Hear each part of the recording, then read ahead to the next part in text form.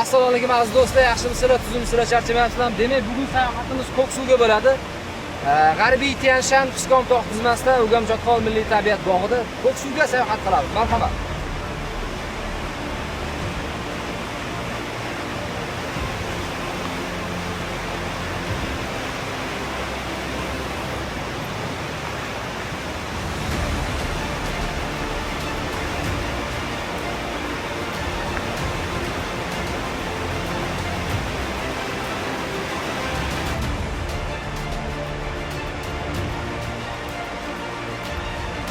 Aziz do'stlar, demak mana Ko'ksuvdagi dastlabki sharshara.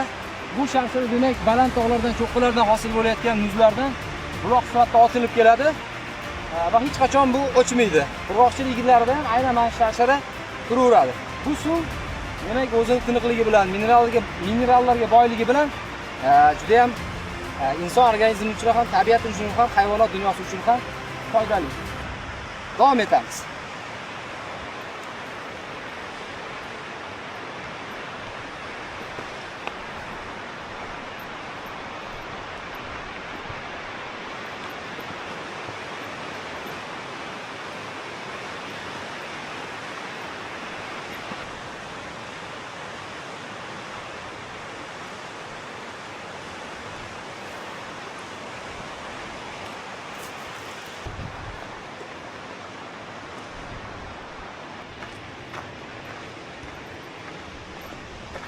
Aziz do'stlar, demak Ko'ksuvi boshlanishi mana shunaqangi murakkab yo'llardan iborat.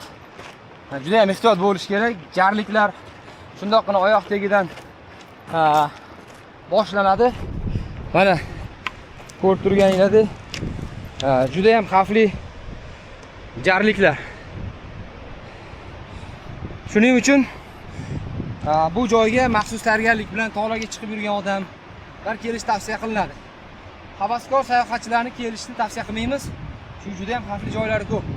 Qachonki siz o'zingizga ishonib, uzoq tayyorgarlik bilan uzoq joylarga chiqa olaman degan odamlar kelishni tavsiya qilamiz. Ayniqsa yosh bolalarni kelmasligini tavsiya qilib qolamiz o'rtoqlar.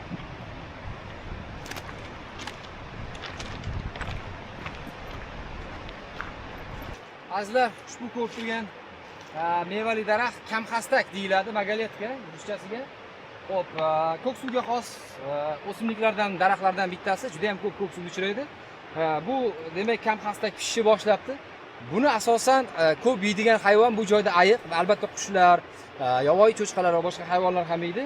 Lekin aynan mana shu kamxastakni birinchi bo'lib ayiq polvon yeyishni boshlab beradi va buni juda ham yaxshi ko'radi. Bilasizlar, oq tirnoqli Tianshan qo'ng'ir ayig'i o'simliklarni, daraxtlarning populyatsiyasida boshqa joylarda o'sib chiqishida ham juda ham katta ishtirok etadi ayiqlar. Bu juda ham qiziqarli fakt. Ya'ni mana shuni yegandan keyin buni urug'ini o'zini nima deydi, o'sha organizmida, ichaklarida, oshqozonlarida tashib va axlatidan boshqa joylarga ko'chiradi. Va buni juda ham sevib iste'mol qiladi. Kamxastak.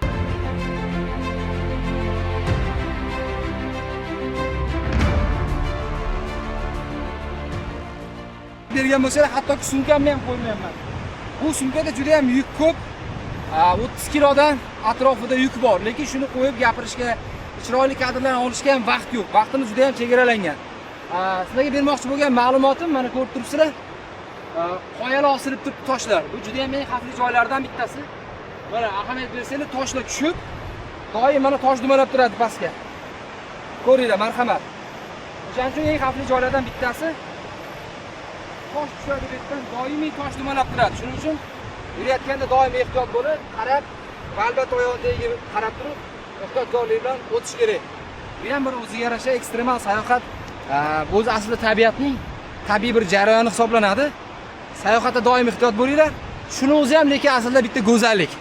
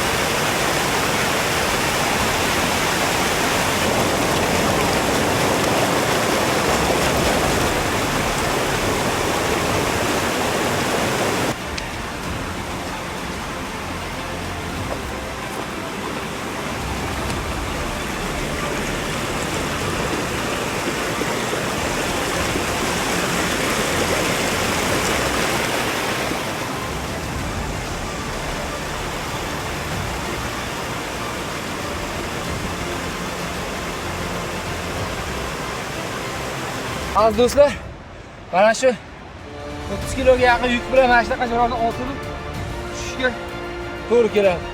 Iloji ishimiz shunaqa. Xavfli.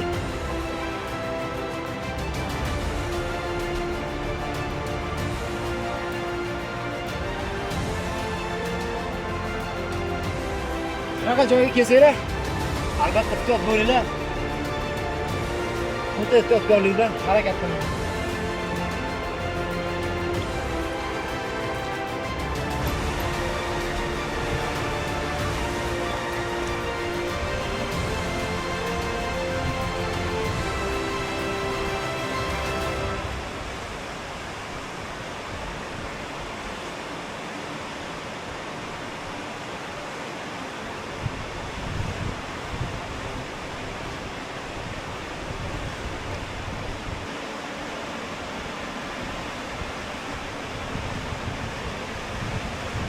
Aziz do'stlar, ozgina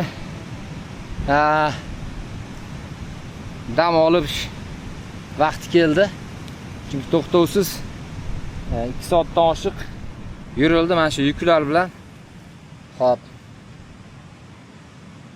Ozgina dam olishdan keyin yuramiz. Sizlarga qisqacha ma'lumot. Demak, ushbu Ko'ksuv yo'nalishimizda tabiati juda ham hayvonot va o'simlik dunyosiga boy.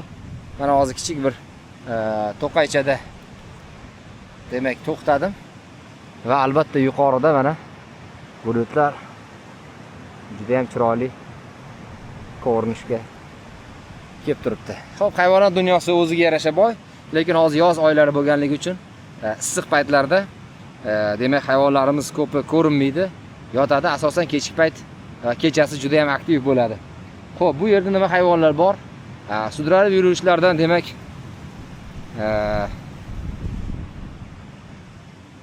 sudralib yuruvchilardan demak ilonlar, kaltakesaklar, zaharli ilonlar xususan va zaharsiz ilonlar juda ham ko'p. Qalqon tumshuq, gadyuka, pols, uzarjatый pols, обычный pols, разноцветный pols. O'zbekcha nomlarini to'g'risi esimdan chiqib ketgan, bilmayman. Sudralib yuruvchilar va bu kaltakesakka bir nechta turlar uchraydi. Va albatta yirtqich va sayroq qushlar juda ham ko'p. Kechasi bu joylarda demak oqtirnoqli Tianshan qo'ng'irayig'i, yovvoyi cho'chqalar ham izg'iydi. Tepada ko'rib turgan mana bu o'rmonlarda esa demak silovsin, Turkiston silovsini uchraydi. Qoyalarda sal nariroqda mana daraxtlar orqasidan qoyalar ko'rinib turibdi. Demak Sibir tog' echkilari va albatta o'sha O'zbekistonimizning eng mo'jizaviy hayvoni qor qoploni ham uchraydi. Xo'p, yo'l bo'ylab davom etamiz. Ko'rishda davom etinglar o'rtoqlar. Like va obuna esdan chiqib qo'ymasin. Mana bo'sh o'tiribsizlar hozir. Shunda like bosib qo'ysanglar yaxshi bo'ladi. Aziz demak tomoshabinlar, mana Ko'ksuvda suv kelib yo'lga uriladi va yo'l qolmaydi. Mana bu sizlar ko'rib turgan yo'llar demak maxsus demak xodimlar, o'rmon xo'jaligi, milliy bog' va ayrim insonlar tomonidan qo'l bilan chiqiladi. Bu juda ham murakkab va ehtiyot bo'lib yurish kerak bo'lgan yo'llar. Tomosha qilinglar.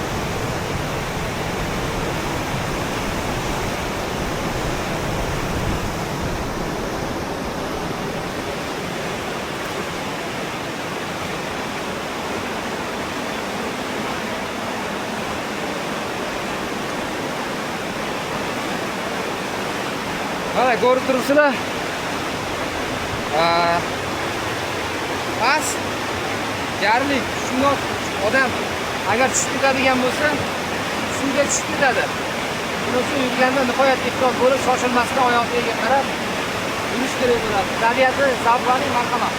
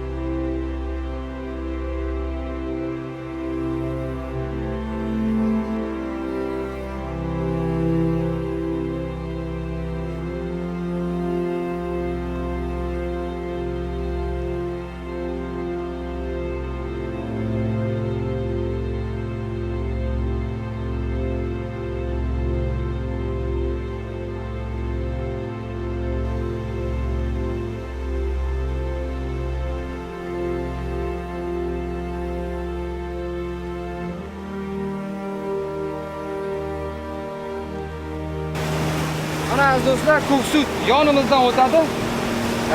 Bu joyda yo'l bo'lmaganligi uchun mana shu toshlarni o'yib, demak yo'l qurishgan. Mana marhamat, ko'rsanglar bo'ladi. Yo'l yonimizdan o'tadi. Toshlar maxsus qo'yilgan. Juda ham go'zal manzara, ketdi.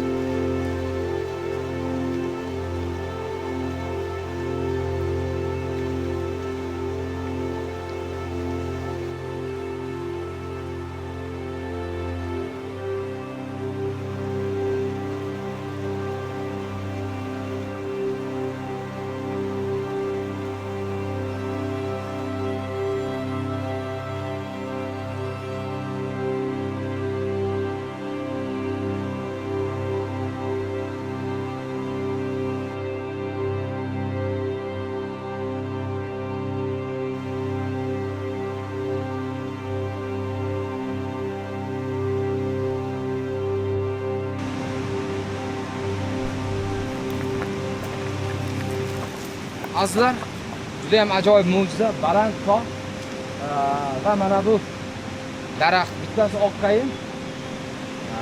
Mana shu daraxtlar tagidan buloq chiqadi. Suvimizni mana shu joyda zapravka qilib olamiz.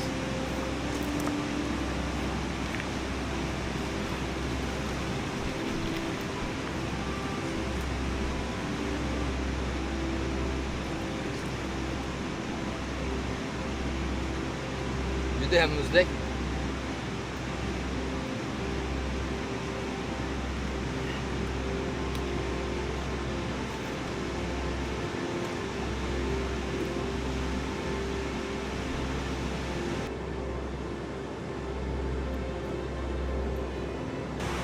Xo'p, aziz do'stlar, sharshalarni ko'rdinglar, maza qilib turibsizlar. Xo'p, Ko'ksuvda juda ham bir ajoyib sizlarga ma'lumot. Ko'pchilik buni ishonmaydi. O'zi G'arbiy Tyan-Shanda, Toshkent viloyatining deyarli barcha tog' hududlarida oqqayinlar, ya'ni beryoza uchraydi. Ko'pchilik buni bilmaydi. Marhamat, hozir Ko'ksuv yo'nalishida beryozalar bo'ylab sayohatimizni davom ettiramiz.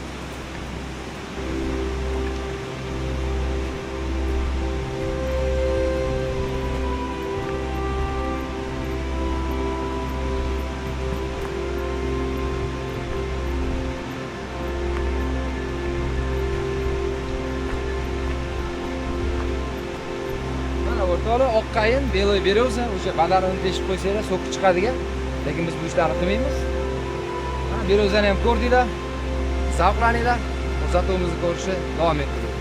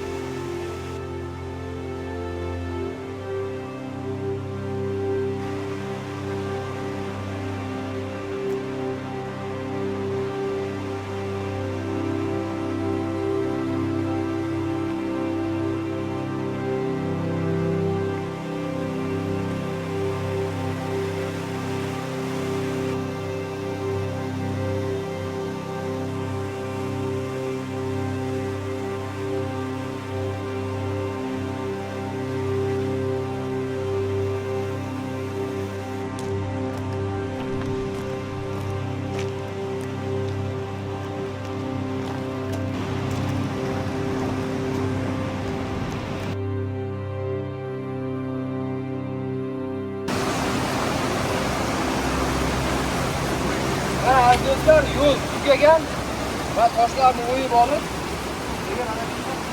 yo'l hosil qilishgan. Hozir davom etamiz. Bundan ham murakkabroq, demak, yo'l hosil qilish ishlari amalga oshirilmoqda.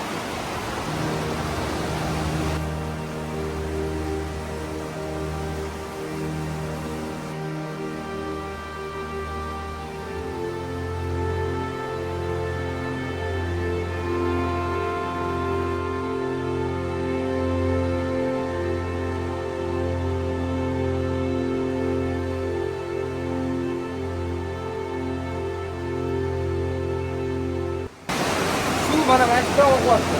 Yo'l yo'q. Buni bo'lmagan, siz juda ham katta suvga ketib qoladi.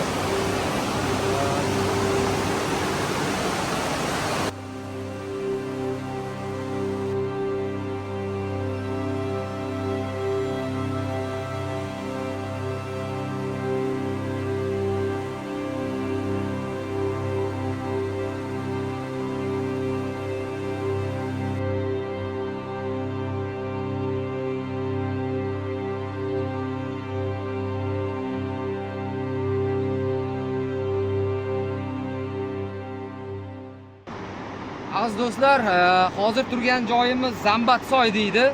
U soy bu tomondan kirib keladi. Bir juda ham qiziq ma'lumot, ko'pchilik bilmaydi bu narsani. Juda ham ko'pchilik Ko'ksuvga keladi, boshqa qiladi. Lekin aynan mana shu joyda bu tomonga qarab ham juda ham katta ko'l bo'lgan. Zambat ko'li bo'lgan bu joyda. Aytishlariga qaraganda aniq yilini bilmayman, lekin o'sha 2000-yillar boshlarida deyiladi. Juda ham katta sel kelish oqibatida yoki ma'lum bir o'zini muddati tugaganmi? Mana shu ko'l buzilib ketgan va ochilib ketgan. Bu joyda juda ham katta Zambat ko'l degan ko'l bo'lgan. Bundan darak beradiki, demak, vaqt soati bilan har qanday ko'l yo'q bo'lib ketishi yoki aksincha qaysidir joylarda ko'llar paydo bo'lishligi mumkinligini bildiradi. Tasavvur qilamiz, mana shu ko'l turgan joylarida juda ham katta ko'l bo'lgan, narigi taraflarda ham juda ham katta Zambat ko'l degan ko'l joylashgan.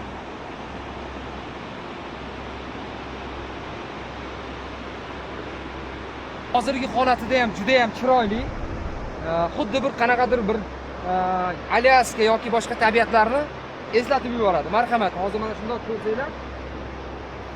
Demak, mana shu yashil daryolar ko'rib turganinglar va mana bu ajoyib cho'qqilar va suvlarning ichidan oqib o'tyapti mana.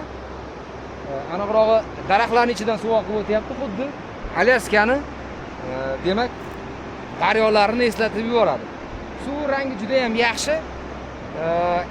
Ko'ksuvning rangi tez-tez o'zgarib boradi. To kuzgacha qor yog'ib, demak suv ozgina nima o'zini tiniqligini yo'qotguncha rangi o'zgarib boradi. Va har bir rangi o'ziga yarasha chiroyli. Mana marhamat, tomosha qiling.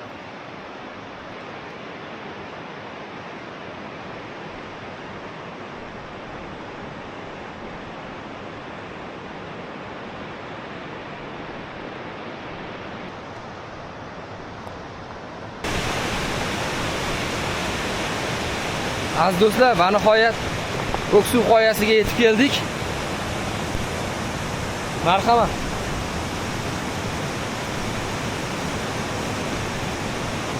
Marhamat, tomosha qilinglar, keyin ma'lumotlarni beraman. Zavqlaninglar.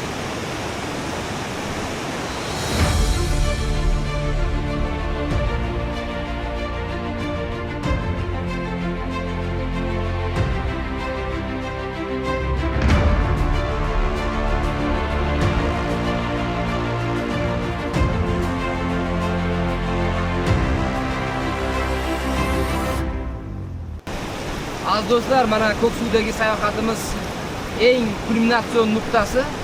Xo'p, bu Ko'ksuv qoyasi yoki Ko'ksuv yorig'i. O'zi aslida tarixiy nomi yo'lbar sakragan qoya deyiladi. O'sha mahalliy aholining aytishi bo'yicha qaraganda, nima uchun yo'lbar sakragan qoya? Chunki bilasizlar, bu tizmada qor qoploni, ya'ni Snejniy bars, ilvirs yoki irbis deydi, ko'p tillari bor. Lekin biz o'zimiz tilda qor qoploni deymiz. Qor qoploni qachonlardir mana shu joyda sakraganini demak odamlar ko'rgan va endi u paytda qor qoploni emas, yo'lbars deb aytilgan. Mahalliy til nomida balkim yo'lbars ko'rdim degan bo'lsa, yo'lbars sakradi degan bo'lsa, shu bilan keyinchalik o'sha insonlarning tilida tarixda mana shu yo'lbars sakragan qoya degan nom bilan ketgan. Endi bugungi kunda Ko'ksuv yorig'i, Ko'ksuv qoyasi deb yuritiladi va albatta bugungi kunda o'sha sayohatga chiquvchilarni, tog' sayohatini yaxshi ko'ruvchi insonlarni sevimli demak maskanlaridan biri hisoblanadi. Va albatta bu joyga yetib kelish oson emas. Endi biz bugun bu joylardan o'tib Ko'ksuvni boshqa joylariga ham sayohat qilib keldik va albatta sizlar uchun eng tanishtirmoqchi bo'lgan joylarimizdan bittasi demak Ko'ksuv yorig'i yoki Ko'ksuv qoyasi. Kesanglar bo'ladi, suvning rangi bir necha marotaba o'zgaradi.